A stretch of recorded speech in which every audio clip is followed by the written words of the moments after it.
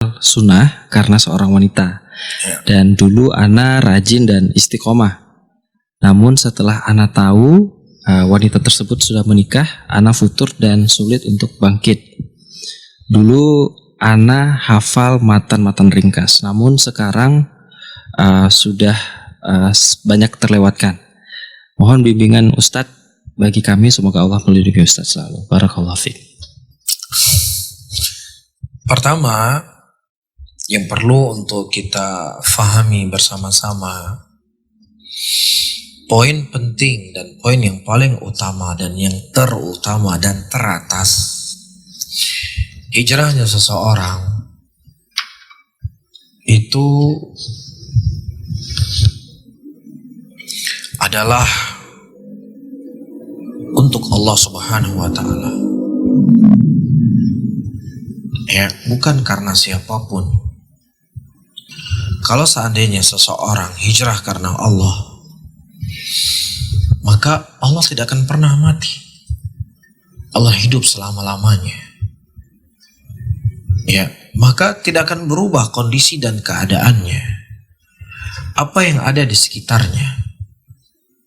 Makanya disebutkan oleh para ulama salaf, orang yang ikhlas adalah orang yang mereka tidak terpengaruh dengan pujian dan dengan celaan.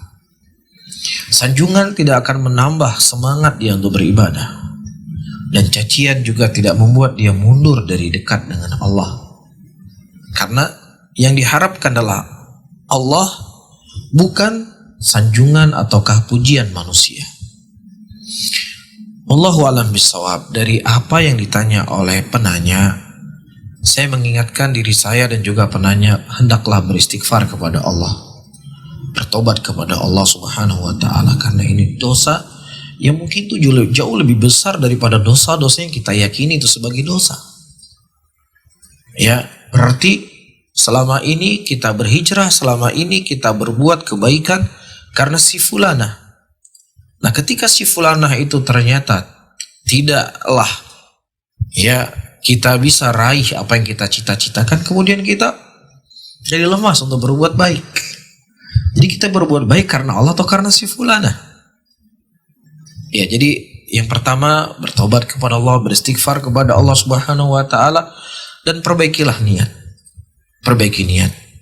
Maka disebutkan dalam sebuah riwayat hadis, ada orang-orang yang mereka hijrahnya dikarenakan seorang wanita. Maka itu yang dia dapatkan.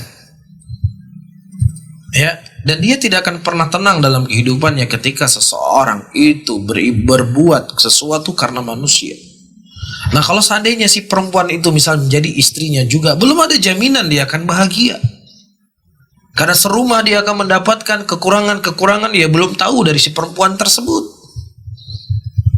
Iya, tetapi ketika seseorang beribadah hanya kepada Allah, hijrah karena Allah, apapun karena Allah, maka senang dan susahnya dia akan selalu dalam keadaan bahagia.